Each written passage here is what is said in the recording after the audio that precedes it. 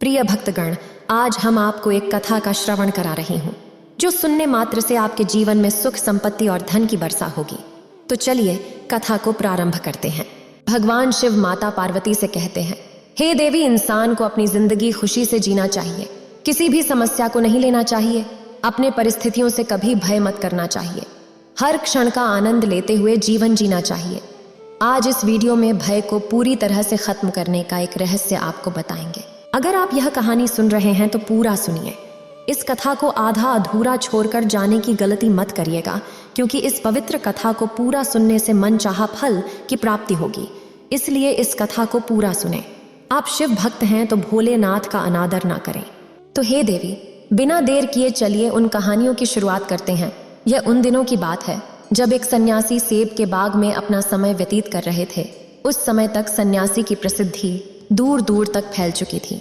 लोग अपनी चिंताओं और समस्याओं का समाधान खोजने के लिए दूर दूर से सन्यासी के पास आते थे। ऐसे ही एक दिन जब सन्यासी सेब के जंगल में लोगों को उपदेश दे रहे थे, तो एक आदमी अपने 20 से 22 साल के बेटे के पास पहुंचे। तो सन्यासी ने उनकी ओर देखा और इशारा किया कि पास बैठने के लिए। जब उपदेश समाप्त हो गया और सभी लोग चले गए, तब सन्यासी ने उस व्यक्ति को अपने पास बुलाया और बैठने को कहा। चारों ओर हरियाली थी, मौसम सुहाना था, तरह तरह के पक्षियों की आवाजें गूंज रही थीं। ऐसा नज़ारा देखकर उस व्यक्ति को अंदर से बहुत शांति महसूस हो रही थी। इसके बाद सन्यासी ने उस व्यक्ति से आने का कारण पूछा। इस पर वह व्यक्ति बोला, हे महात्मा, मैं अपने बेटे को आपसे मिलवाने के लिए 2 दिन की लंबी यात्रा कर आया हूँ। ये मेरा इकलौता बेटा है और वह वक्त थका रहता है। ऐसा लगता है कि इसमें जान ही नहीं है। इसका स्वभाव भी काफ़ी चिड़चिड़ा हो गया है। अगर हम इसे कुछ भी कहें तो यह हमारी छोटी छोटी बातों पर गुस्सा हो जाता। इसकी देखने की क्षमता भी उम्र से पहले ही कमज़ोर हो गई है और उसके बाल भी सफ़ेद हो रहे हैं। इतनी कम उम्र में बूढ़ा दिखने लगा है। मैं समझ नहीं पा रहा हूँ कि उसके साथ क्या हो रहा है। हे सन्यासी, मुझे अपने बेटे की बहुत चिंता हो रही है। मैं अपने बेटे को डॉक्टर के पास ले गया तो उन्होंने कुछ दवा दी और कहा, बेटा कम तनाव लो। वह अपने दिमाग पर बहुत अधिक तनाव लेता है, इसीलिए उसकी यह हालत है। लेकिन उनके बहुत समझाने के बाद भी मुझे तनाव का मतलब समझ नहीं आया। मुझे नहीं पता कि तनाव क्या है, इसका कारण क्या है और इसे कैसे दूर किया जाए मेरे बेटे के मन की। लेकिन सबसे पहले मुझे यह समझना होगा कि तनाव क्या है, इसलिए मैं आपके पास आया है। सन्यासी, कृपया मेरी समस्या का समाधान करें। यह सुनकर सन्यासी ने उनके बेटे को बहुत ध्यान से देखा। उसके चेहरे को देखा, उसकी आंखों को देखा, फिर उसके हाथों की नाड़ी भी जांची।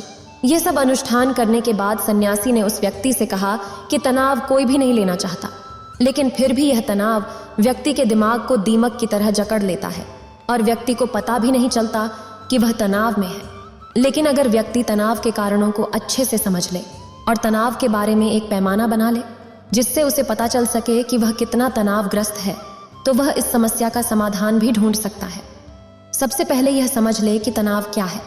जब भी कोई व्यक्ति काम कर रहा हो लेकिन उसका मन कल्पनाओं में भटक रहा होता है, इसलिए उसके शरीर और दिमाग के बीच एक दूरी बन जाती है। यह दूरी जितनी अधिक होती है, व्यक्ति उतनी ही देर तक बेहोशी की स्थिति में रहता है और शरीर और मन के बीच के इस तनाव को ही तनाव कहा जाता है। आखिर पसंदीदा खेलने के बाद इंसान ऊर्जा और खुशी से क्यों भर वाली बात यह है कि खेलते समय दिमाग और शरीर पूरी तरह से एक साथ खेल में केंद्रित होते हैं, जिससे शरीर और मन के बीच दूरी नहीं रहती और तनाव नहीं आता।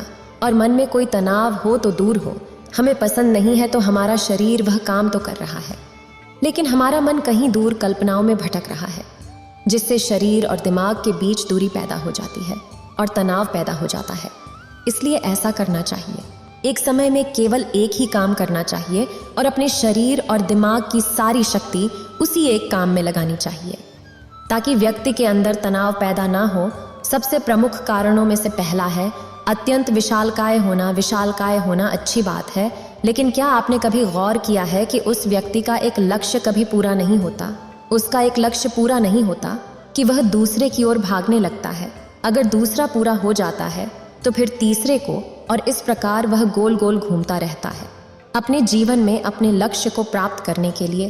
इसीलिए जो व्यक्ति अधिक विशालकाय होता है, जो बड़े लक्ष्य निर्धारित करता है, कभी भी वर्तमान में नहीं रह सकता। उसका दिमाग हमेशा भविष्य की योजना बनाने में व्यस्त रहता है। उसका शरीर वर्तमान में रहता है, लेकिन उसका दिमाग भविष्य में रहता है। जिससे इंसान के शरीर के बीच दूरियां पैदा हो जाती हैं और वह तनावपूर्ण जीवन जीने लगता है। सन्यासी के मुख से यह बात सुनकर लड़के ने सन्यासी से कहा कि इसका मतलब है कि हमें लक्ष्य नहीं बनाना चाहिए, क्योंकि लक्ष्य निर्धारित करना भी विशालकाय है। इसी बहाने सन्यासी ने कहा कि जीवन में लक्ष्य रखना कोई गलत बात नहीं है, लेकिन समस्या तब उत्पन्न होती है जब हम अपना सारा ध्यान उस लक्ष्य को प्राप्त करने के परिणाम पर केंद्रित कर देते हैं। व्यक्ति को वर्तमान में जीना चाहिए, एक लक्ष्य निर्धारित करें और उस लक्ष्य को प्राप्त करने के लिए कड़ी मेहनत करते रहें। लेकिन साथ ही आपको यह भी ज्ञान होना चाहिए कि आप अभी भी वर्तमान में जी रहे हैं और वर्तमान सत्य है। सन्यासी ने आगे कहा कि ईर्ष्या तनाव का एक और बड़ा कारण है। जब कोई व्यक्ति ईर्ष्या और ईर्ष्या से भर एक आंतरिक घाव है, यानी मन का घाव, इंसान के शरीर का घाव तो ठीक हो सकता है, लेकिन मन का घाव कभी नहीं भर सकता। इसलिए कभी भी दूसरों की उन्नति और खुशी से ईर्ष्या नहीं करनी चाहिए। ईर्ष्या तनाव का कारण बनती है। इसके बाद सन्यासी ने तनाव का अगला कारण बताया और कहा कि अरुचिकर काम भी मन में तनाव पैदा करता है। जो काम हमें करना पसंद नहीं है, उस काम में हमारा मन नहीं लग पाएगा, हमारा शरीर वहीं बैठ जाएगा, लेकिन हमारा मन कल्पना की उड़ान भरता है, जिससे शरीर और मन के बीच दूरी पैदा हो जाती है और व्यक्ति तनावग्रस्त हो जाता है।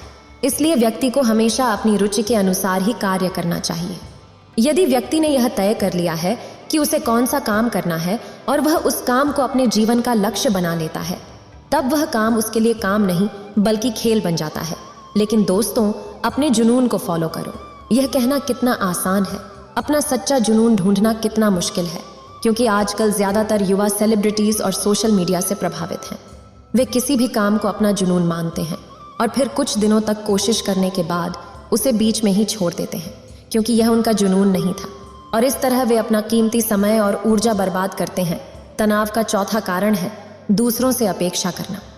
सन्यासी ने उस व्यक्ति की ओर इशारा करते हुए कहा, एक पिता के रूप में तुम्हें अपने बेटे से बहुत सारी उम्मीदें होंगी कि आपका बेटा बहुत सफल इंसान बने, आपका नाम रोशन करें और जैसा जीवन चाहे वैसा जिए, आपकी हर बात माने। लेकिन क्या आज तक किसी की भी उम्मीदें पूरी हुई हैं? जब भी कोई व्यक्ति दूसरे से कुछ अपेक्षा करने लगता है तो वह अनजाने में तनाव पैदा करना शुरू कर देता है। खुद के लिए जरा सोचिए, अगर आपका बेटा आपके मुताबिक काम नहीं कर रहा है और वह वैसा नहीं बन रहा है जैसा आप उसे बनाना चाहते हैं, तो निश्चित तौर पर तनाव आपके दिमाग पर हावी हो जाएगा। आप तनावपूर्ण जीवन जीने लगेंगे और इस तनाव में आप इस तरह व्यवहार और बातचीत करेंगे कि आपके अपने बेटे के साथ संबंध बद से बदतर होते चले जाएंगे। इसलिए व्यक्ति को दूसरों से अपनी क्षमता से कम उम्मीदें रखनी चाहिए, और अगर आप पूरी तरह से तनाव मुक्त रहना चाहते हैं तो दूसरों से उम्मीद करना बंद कर दें। इसके बाद सन्यासी ने कहा कि शारीरिक पीड़ा भी मनुष्य के तनाव का एक कारण है। जब कोई व्यक्ति किसी शारीरिक दुख से गुजर रहा होता है तो उसका पूरा ध्यान उस दुख पर होता है और वह सारा दिन बस अपने दुख के बारे में ही सोचता रहता है। इससे उसका मन दुखद विचारों से भर जाता है और ऐसे में व्यक्ति तनावग्रस्त रहने लगता है। इस बात पर वह व्यक्ति बोला कि हे त्यागी, शारीरिक पीड़ा किसी भी व्यक्ति को हो सकती है, तो क्या वह व्यक्ति जीवन भर तनाव में रहेगा? इसका उत्तर देते हुए त्यागी ने कहा कि मनुष्य को यह समझना चाहिए कि हमारा जीवन दुख का आधार है। जैसे जैसे हमारा जीवन चलता है, बीमारियां आती हैं और फिर अंत में मौत आती है। इसलिए बीमारियां मानव जीवन का अभिन्न अंग है, इससे कोई नहीं बच सकता। यह बस किसी के जीवन में समय से पहले आता है और किसी के बाद आता है, लेकिन सभी के पास आता है। जब मानव मस्तिष्क इस बात को अच्छी तरह से समझ जाएगा तो उसे अपनी बीमारी के बारे में सोचकर ज्यादा तनाव नहीं लेना चाहिए, क्योंकि यह हमारे जीवन का अभिन्न अंग है और इसके लिए शारीरिक व्यायाम का अभ्यास करते रहना चाहिए और स्वस्थ जीवन शैली को भी अपने जीवन में जगह देनी चाहिए, जिससे उनका शरीर लंबे समय तक स्वस्थ रहकर ठीक से काम कर सके। तनाव का एक अगला कारण है कि कुछ लोगों को अपनी योजनाओं को समझने के लिए समय नहीं मिलता। कुछ लोगों के मन में यह विचार घर कर जाता है कि वे बिना सोचे समझे काम शुरू कर देते हैं और जब उन्हें उस काम में असफलता मिलती है तो वे तनाव से भर जाते हैं, क्योंकि उन्होंने काम को शुरू करने से पहले उसके बारे में पूरी जानकारी इकट्ठा नहीं की थी। किसी भी कार्य को शुरू करने से पहले व्यक्ति को उसके अच्छे और बुरे परिणामों के बारे में ठीक से विचार कर लेना चाहिए। व्यक्ति को यह भी अच्छे से सोचना चाहिए कि यदि यह योजना सफल नहीं हुई तो इसके बाद मैं क्या करूँगा। इसलिए व्यक्ति को अपनी योजनाओं को समझने के लिए पूरा समय देना चाहिए, ताकि बाद में वही योजना तनाव पैदा ना कर दे। तनाव का 7वां सबसे बड़ा कारण टाल मटोल है, आज का काम कल पर डाल देना। आपने यह कहावत तो सुनी ही होगी कि आलस्य मनुष्य का सबसे बड़ा दुश्मन है। मनुष्य अपने आलस्य के कारण आज के काम को कल पर टाल देता है और फिर टालना उसकी आदत बन जाती है। टाल मटोल करने वाले का काम कभी भी समय पर पूरा नहीं होता है, और अगर किसी कारण से हो भी जाता है तो उतना अच्छा नहीं होता जितना हो सकता था, और फिर यह बात इंसान के अंदर तनाव पैदा करती है। लेकिन आखिरी समय पर टालना या ना करना एक आदत है, इसलिए ना चाहते हुए भी व्यक्ति बार बार इस आदत का शिकार हो जाता है और फिर काम को टालता रहता है। और फिर जब काम की समय सीमा नजदीक आ जाती है तो वह उस काम को पूरा करने की कोशिश करता है। इसलिए तनाव मुक्त रहने के लिए व्यक्ति को काम को टालने की आदत को छोड़ना होगा, और यह तभी संभव है जब लोग काम को समय से पहले पूरा करने का प्रयास करेंगे। तनाव का आखिरी और सबसे बड़ा कारण है ज्यादा सोचना। लगातार सोचना भी एक बीमारी है, और यह उन लोगों में सबसे ज्यादा पाई जाती है जो कल्पनाएं करते हैं, जो अतीत की घटनाओं के बारे में सोचते रहते हैं और जो भविष्य के बारे में बेतहाशा अटकलें लगाते हैं। इसलिए व्यक्ति को ज्यादा सोचने की आदत पर अंकुश लगाना चाहिए। उसे जितना हो सके खुद को काम में व्यस्त रखने की कोशिश करनी चाहिए और प्रतिदिन ध्यान के अभ्यास को अपने जीवन का हिस्सा बनाएं। सन्यासी के मुख से ये सभी बातें सुनकर वह व्यक्ति हाथ जोड़कर बोला, हे सन्यासी, मेरा बेटा अभी सिर्फ 20 साल का है और उसे इतनी समझ भी नहीं है कि वह सभी बातों का पालन कर सके। कृपया तनाव दूर करने का कोई आसान तरीका बताएं ताकि मेरा बेटा भी उसे अपना सके और तनाव मुक्त रह सके। उस व्यक्ति की यह विनती सुनकर सन्यासी ने कुछ सोचते हुए उत्तर दिया, यदि आप इतनी सारी बातों का पालन नहीं कर सकते तो इसके लिए एक बहुत ही आसान तरीका है। आप एक समय में एक ही कार्य करने पर विशेष ध्यान केंद्रित करते हैं। आप उस समय जो कर रहे हैं बस उसी पर ध्यान केंद्रित करें, और यदि आपका मन भटकता है तो जैसे ही आपको याद आए अपना ध्यान उस काम पर लौटा दें। तनाव मुक्त रहने का यह सबसे आसान और अच्छा तरीका है। जब आप खाएं तो केवल खाएं, उसके स्वाद का आनंद लें, उसे महसूस करें। जब आप चलें तो अपना ध्यान केवल चलने पर केंद्रित करें। इससे आपका दिमाग और शरीर दोनों एक ही जगह पर केंद्रित रहेंगे, दोनों के बीच कोई दूरी नहीं रहेगी, जो तनाव का मुख्य कारण है। आज की युवा पीढ़ी एक ही समय में 3 कार्य करने की आदी हो गई है, जैसे फोन पर बात करते हुए गाड़ी चलाना, खाना खाते समय टीवी देखना या फोन का इस्तेमाल करना। और फिर उनकी शिकायत रहती है कि मैं तनाव में रहता हूँ, मेरा मन बेचैन रहता है, मैं चिड़चिड़ा हो गया हूँ।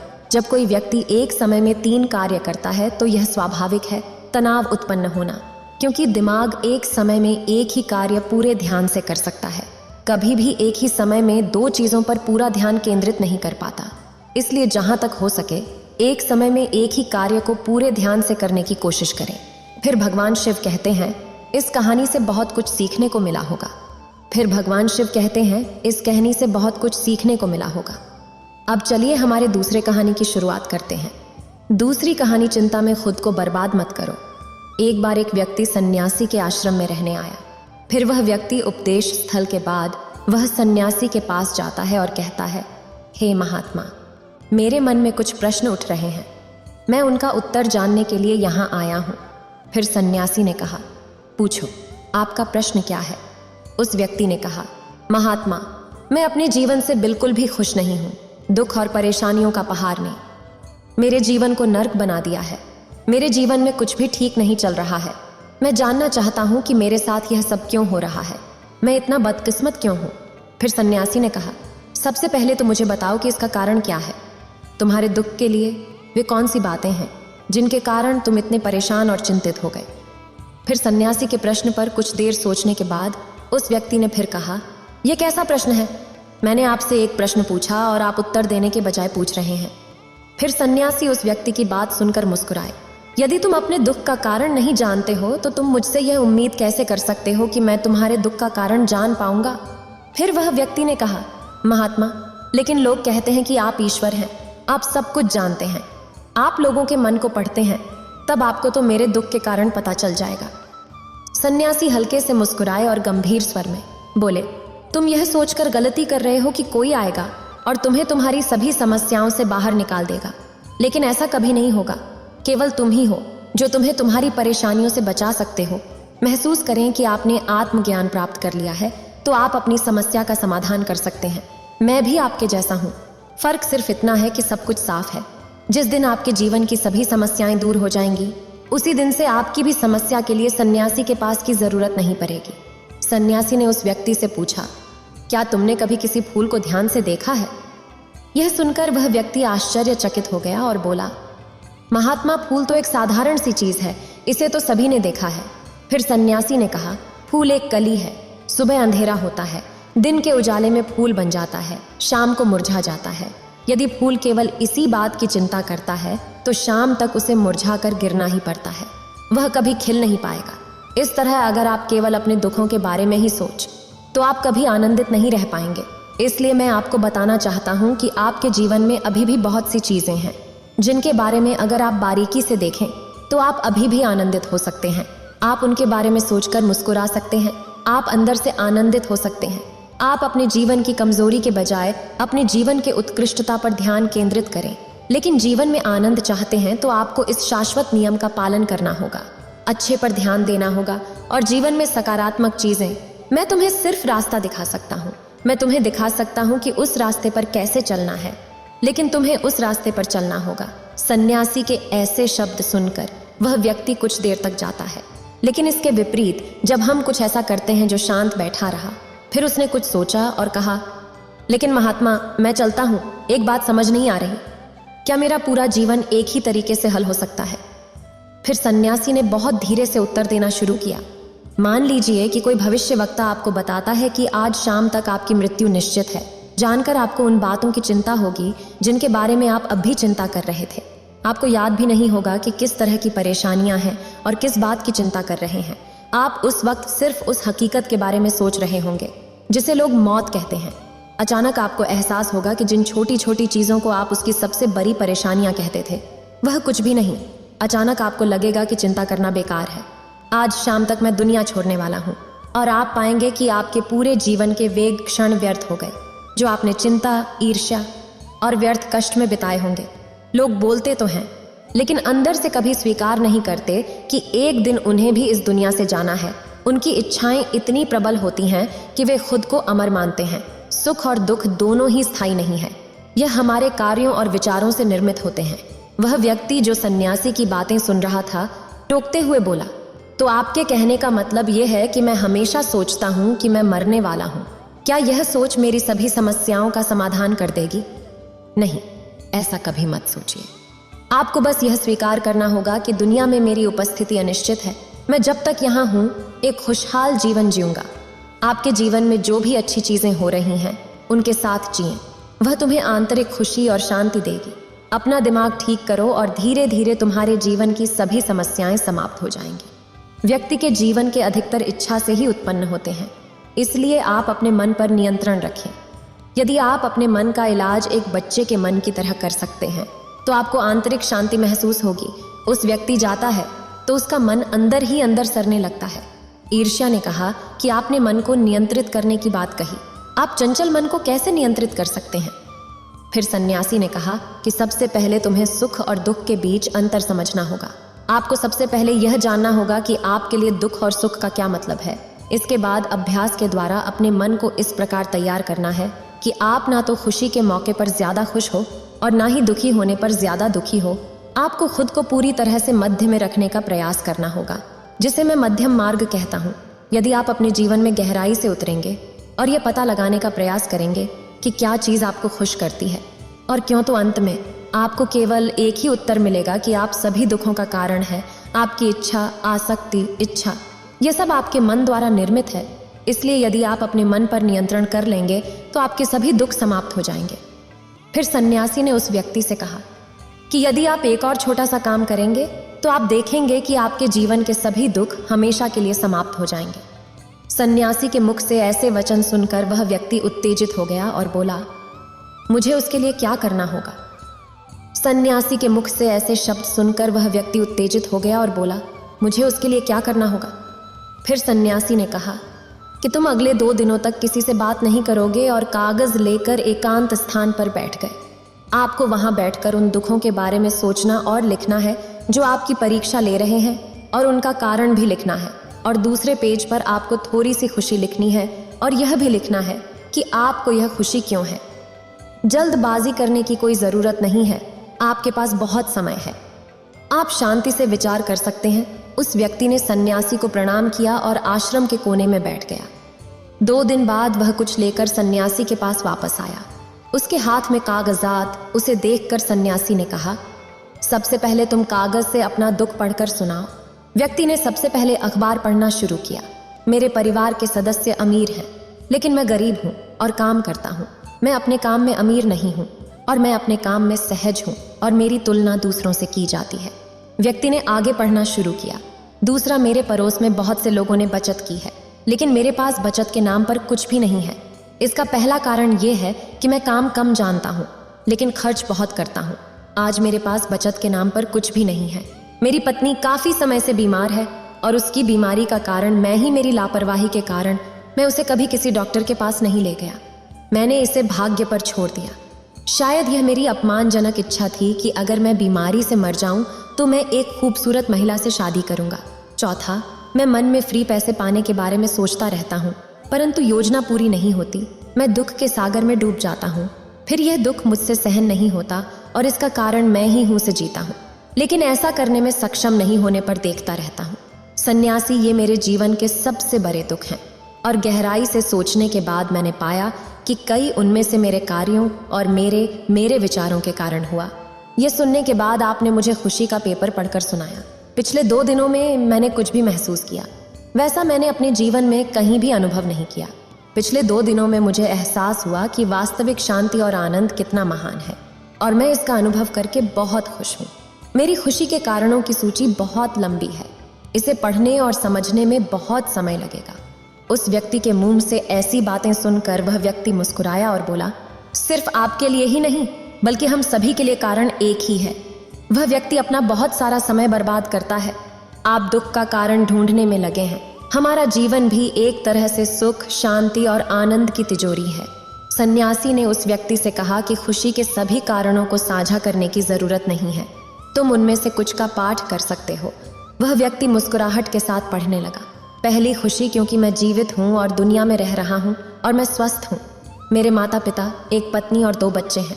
ऐसे ही मेरे पिता के पास कई अनमोल खजाने हैं, जैसे मेरे माता पिता का प्यार, मेरी पत्नी का प्यार, मेरे बच्चों का प्यार और एक पिता की खुशी।